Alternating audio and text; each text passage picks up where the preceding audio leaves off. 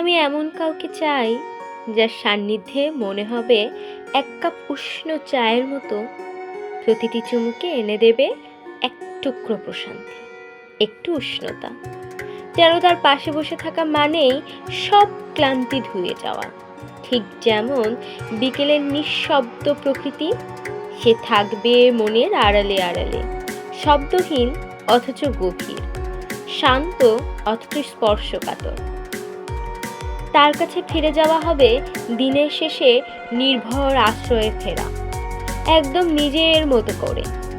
ক্লান্ত সন্ধ্যায় এক কাপ চায়ের পাশে বসার মতো তার ছায়া হৃদয়ের ক্লান্তি মুছে দেবে।